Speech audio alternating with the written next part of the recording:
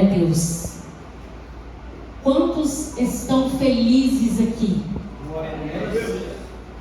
Quantos estão anseiando por ouvir a palavra de Deus neste lugar? Glória a Deus. Aleluia.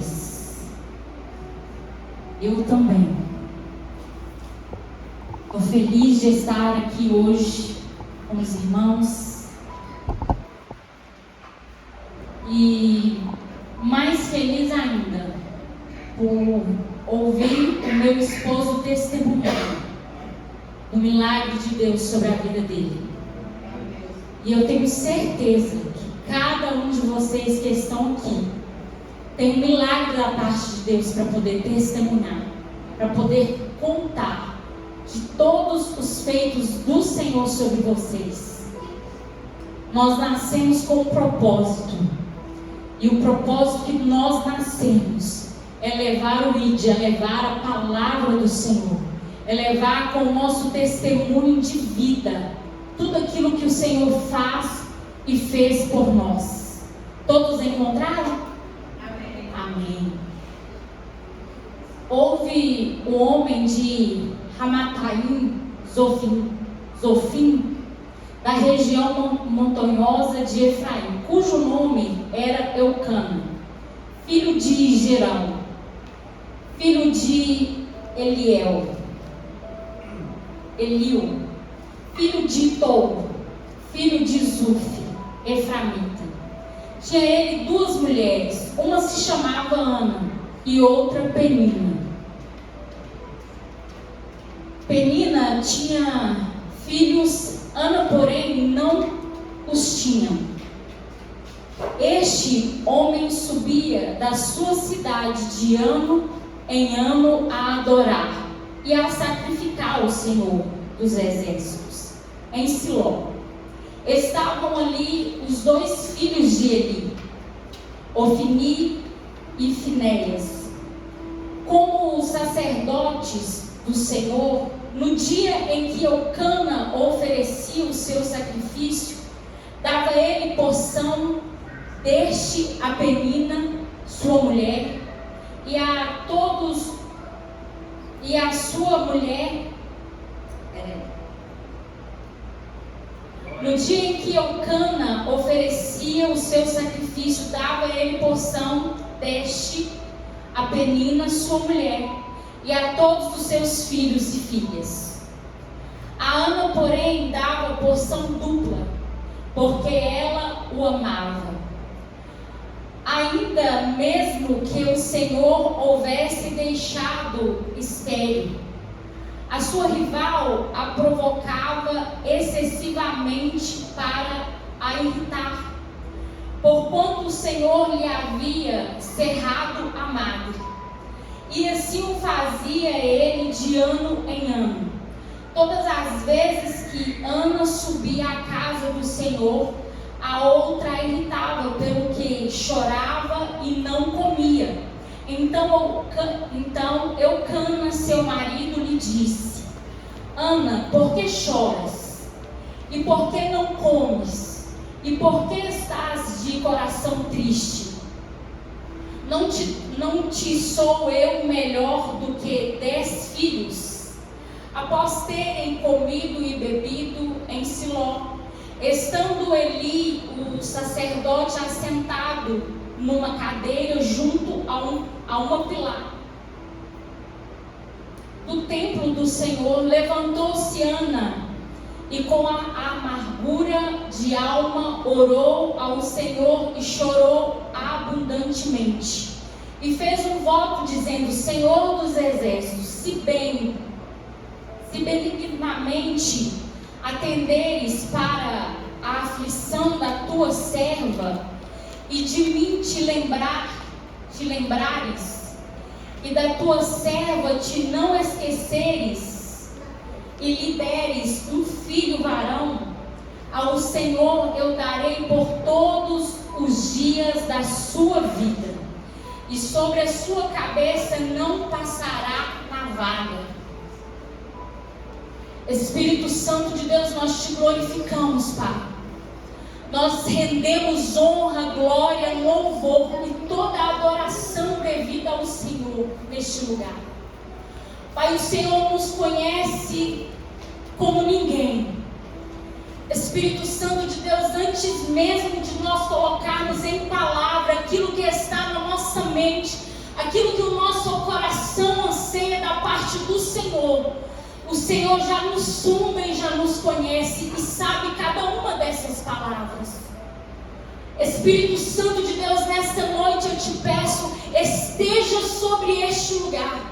Continua conosco, Espírito Santo de Deus, e continua a falar com o teu povo nesta noite. Espírito Santo de Deus, não retire o teu Espírito de nós. Não retire o teu Espírito Santo da tua igreja. Espírito Santo de Deus, esteja conosco até a consumação dos séculos. Esteja conosco até o Senhor vir ao nosso encontro. Pai amado, Pai querido, nesta noite eu te peço, nos deixa à vontade na tua presença. Pai, que como os filhos, que nós possamos sentar à mesa e deleitar daquilo que o Senhor tem para nós nesta noite. Espírito Santo de Deus, eu te peço, Pai amado, Pai querido, esteja sobre nós. Porque o Senhor já nos ungiu, o Senhor já nos capacitou, o Senhor já nos entregou aquilo que é de direito a nós. Espírito Santo de Deus, nós te louvamos e nós bendizemos o teu santo nome e o teu Santo Espírito. Aplauda ao Senhor do seu lugar. Pode se assentar. Nós vamos ver Ana apresentando de ano a ano ao encontro do Senhor no templo. A gente vai ver a história de Ana, todos aqui já conhecem, que ela tem um único desejo no seu coração.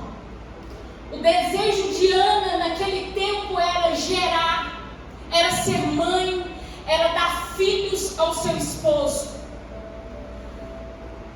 Aos tempos de outrora, antigamente, as mulheres tinham como gerar um deleite do coração de Deus, mas também uma petição do coração de seus esposos. E por isso Ana, ela vai se afligir e o coração de Ana vai ficar inquieto. A alma de Ana já não vai se aquietar mais dentro de si, porque ela tem uma só petição a Deus. Só que naquele tempo Ana não ouve a voz do Espírito Santo de Deus, não ouve Deus responder a sua oração. E nós sabemos que o Senhor vai presentear Ana ali com um filho, e o seu filho vai chamar Samuel. Só que Ana vai nos ensinar uma coisa, que antes mesmo do Senhor entregar algo em suas mãos, entregar algo sobre o seu ventre e deixar ela gerar, Ana, ela vai dizer: Senhor, se o Senhor me entregar um filho, varão, eu vou entregar ele ao Senhor. Aqui a gente vai ver Ana entregando algo a Deus, mesmo antes dele entregar em suas próprias mãos. A gente vai ver uma fidelidade de uma mulher que, mesmo antes de saber que se iria ser mãe ou se iria gerar, ela já entregou antes mesmo de receber. A gente vai ver Deus conhecendo Ana de uma tal forma, sabendo ele que aquilo que Ana pede, que Ana deseja, antes mesmo de Ana receber, ela vai entregar. Muitas das vezes nós não somos filhos totalmente obedientes e fiéis. Aquilo que pregamos, fiéis. Aquilo que vivemos, fiéis. Aquilo que nós pedimos em oração a Deus. Nós vamos ver Ana com a sua fidelidade entrando ali naquele tempo Senhor abençoasse ela, fizesse ela gerar, abrisse a madre dela. A gente vai ver Ana se colocando diante do Senhor, e o Senhor abrindo o ventre de Ana, e Ana gerando Samuel e entregando Samuel ao Senhor. Tudo que o Senhor espera de nós é que a mesma entrega que nós adoramos aqui é a mesma entrega que Ele espera que nós adoramos dentro da nossa casa.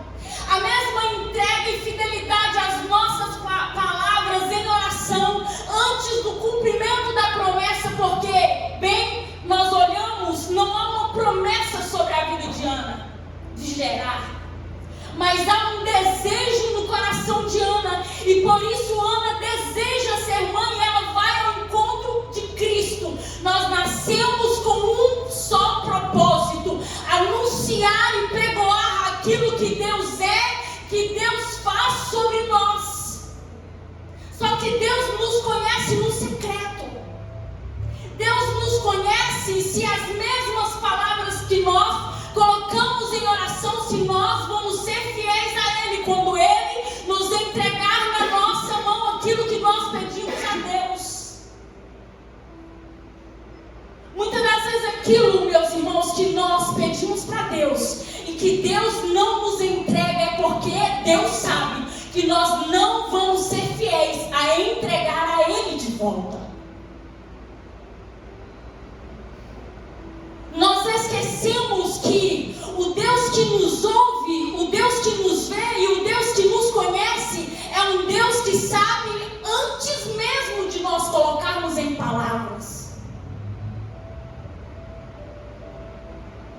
O cumprimento sobre a vida de Ana, ela vive a oração que ela faz a Deus. Deus abre a madre dela e ela não vai gerar só Samuel. Só que nós vamos ver Samuel sendo, a vida dele tem um propósito. Nós não nascemos sem um propósito. Deus não nos gera sem um propósito. Ele sabe de tudo que vamos passar, de tudo que vamos viver, de tudo que vamos suportar, de tudo que vamos enfrentar. Ele sabe de tudo. A vida de Samuel tem um propósito de quê? De pregoar, de ali novamente trazer para o povo uma aliança que tinha sido quebrada, uma aliança que tinha sido rompida, porque a gente vai ver Samuel sendo entregue ali sobre a casa de Eli. E igreja, quando o Senhor chama Samuel ainda não tinha tido um encontro com Deus. Samuel ainda não tinha tido uma revelação de Deus, de Jesus, do Espírito Santo de Deus. Samuel ainda não ouvia, nunca tinha ouvido a voz de Deus. E por isso ele não sabia qual era a voz que o chamava. Samuel, ele foi gerado para ser amigo de Deus. Nós fomos gerados para ser amigos de Deus, para sermos filhos de Deus, para sermos noiva de Deus. Só que nós temos que ter relacionamento. Quando eu ouvi a voz do Senhor pela primeira vez, é assim. A gente não sabe bem quem é que está falando com a gente, porque é a primeira vez. Só que quando já é a segunda, a voz de Deus, ela é inconfundível. E quando Samuel se apresenta diante de Eli e pergunta para ele se é ele que tinha chamado ele, ele vai dizer: não, Samuel, eu não te chamo. Só que há um direcionamento que Eli dá para Samuel. Sabe por quê? Porque Eli já tinha ouvido, ele já tinha conhecido a presença do Espírito de Deus por um tempo. Só que Atos, assim como Eli, muitas das vezes, nós esquecemos deste lugar de glória, de graça, esse lugar de perdão, esse lugar de auxílio, onde nós só encontramos em Deus. Porque, igreja, estudando as Escrituras, eu fiquei imaginando, Amanda, que tristeza para Eli. Porque ele já dá para Samuel um direcionamento. Samuel, se não sou eu que te chamo, volta para o mesmo lugar onde que você estava. E se de novo essa voz te chamar, você diz: oi, Senhor. Ou eis-me aqui, Senhor. Você sabe o que é isso? É alguém que já conheceu a Deus, que já andou com Deus, mas se perdeu da presença de Deus. E que tristeza para Eli é dar esse direcionamento para Samuel, sabendo que se não é ele que chama por Samuel, é o Senhor que está chamando pelo nome de Samuel. Imagina que tristeza nós como igreja caminhar com a presença de Deus.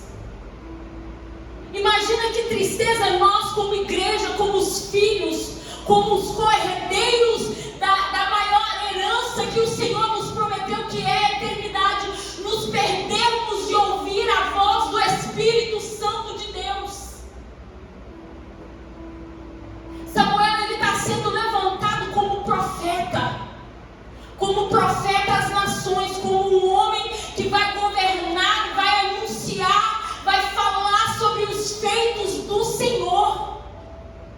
A gente vai ver Samuel vivendo uma vida totalmente obediente ao Senhor. A gente vai ver Ana de ano em ano subindo ao templo para poder fazer túnicas novas aos seus filhos, ao seu filho, porque, igreja, não tem como a gente viver como meninos para o resto da vida.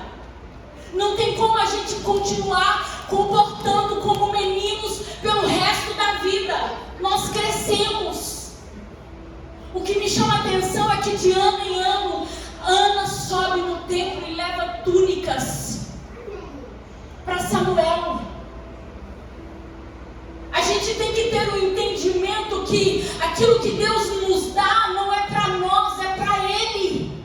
Aquilo que Deus coloca sobre as nossas mãos não é sobre nós, é sobre Ele, é sobre o reino dEle, é sobre o governo dEle, é sobre a vida dEle, não é sobre a queda, é sobre quem Cristo é.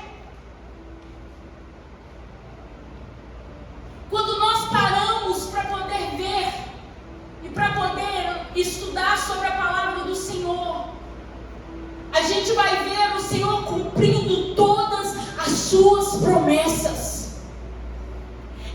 Nós vamos ver Deus cumprindo tudo aquilo que Ele nos garantiu e nos fez a promessa.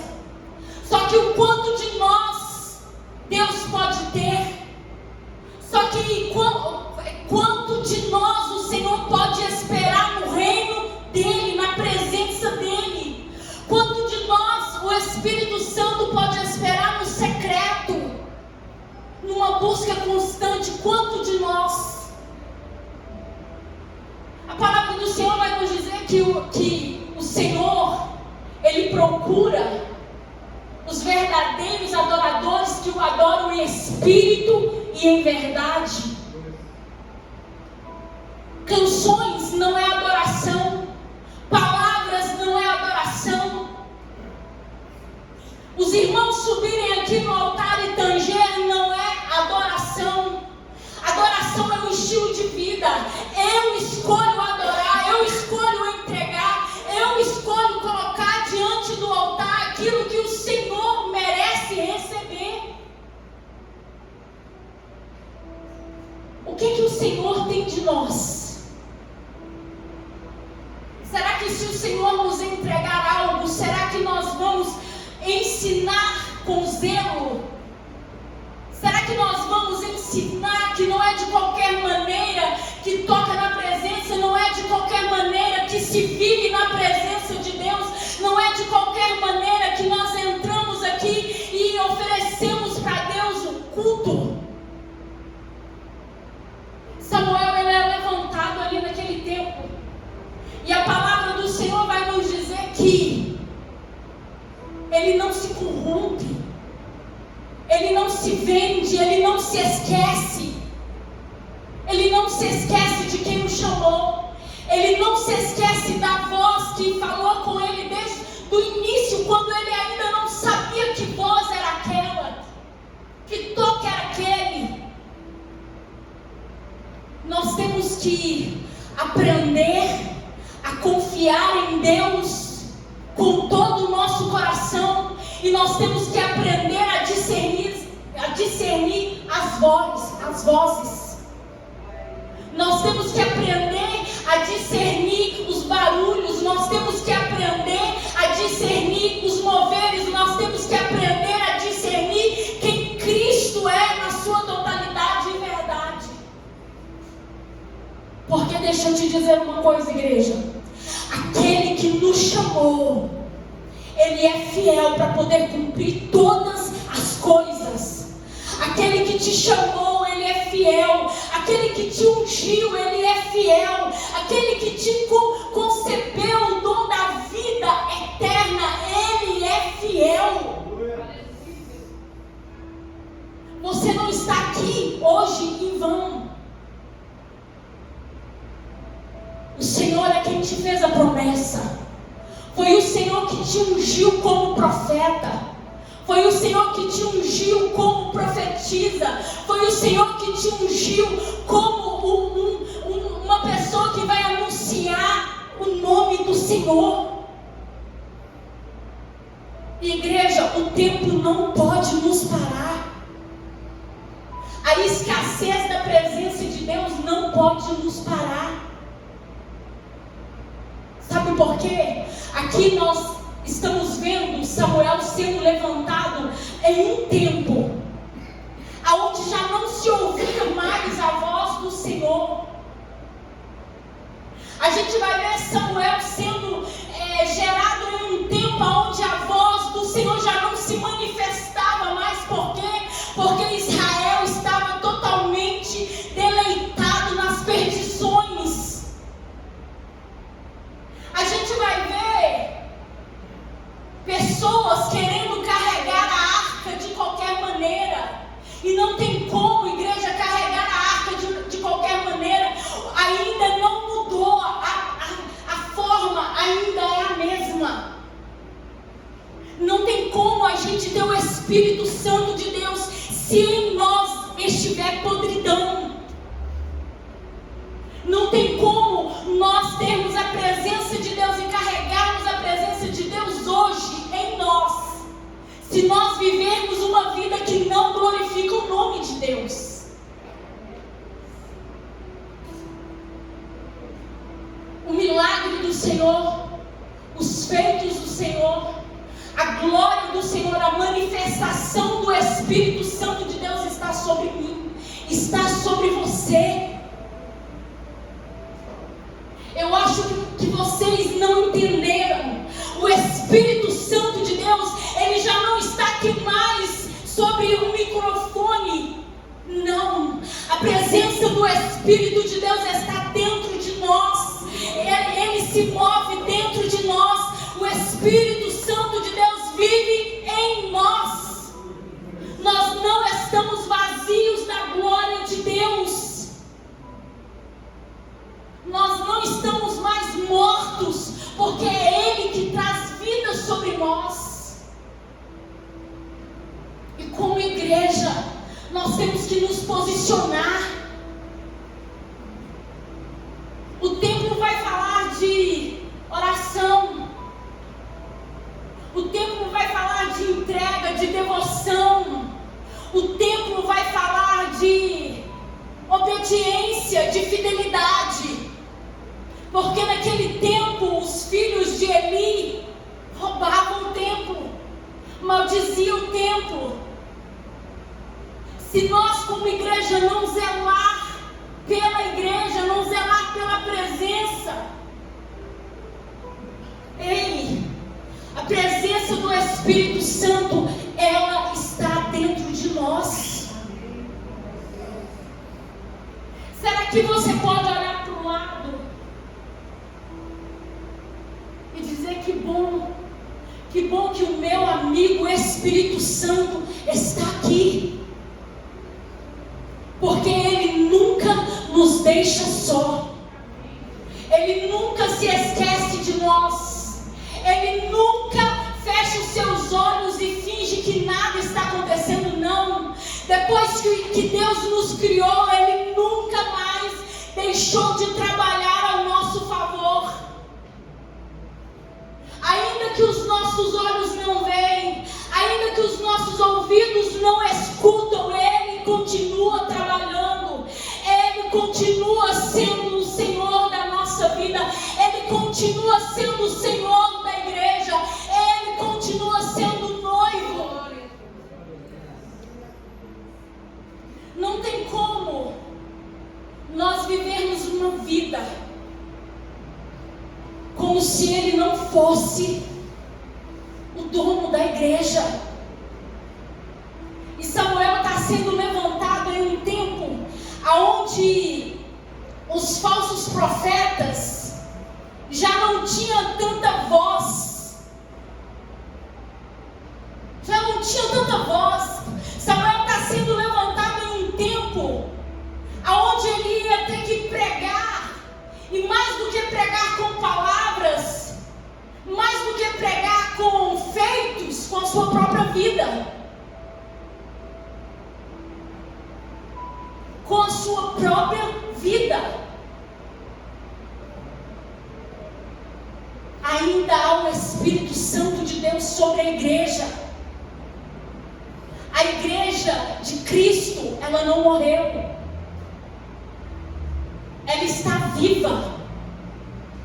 Não, eu acho que vocês não entenderam. A igreja de Cristo não morreu. Nós estamos aqui hoje para poder anunciar, para poder pregoar as boas novas de que Cristo ainda é o Senhor da igreja.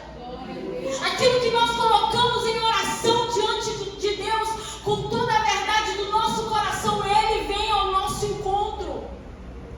E Ele traz resposta. Porque a fidelidade é a obediência. Porque Samuel, ele poderia ter se vendido. Ele poderia ter não pregoado nem em palavras e nem com a sua própria vida. Mas Samuel escolhe dizer, ainda que muitos fez ao contrário, eu permaneço de pé. Eu permaneço de pé, eu permaneço obediente e fiel à voz do Espírito Santo de Deus. Coloque sobre os teus pés.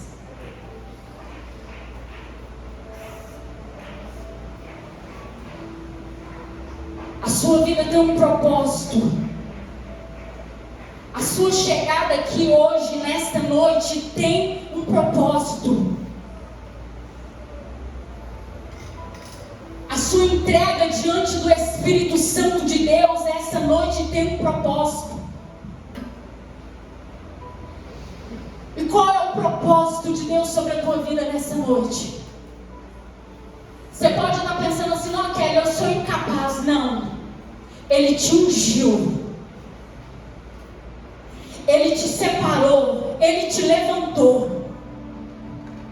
Você não é incapaz de viver, e você não é incapaz de levar para dentro da tua casa, para os seus pais, a presença de quem Cristo é.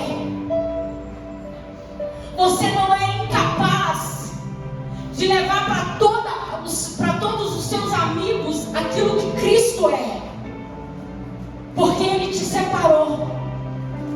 Você nasceu com um propósito.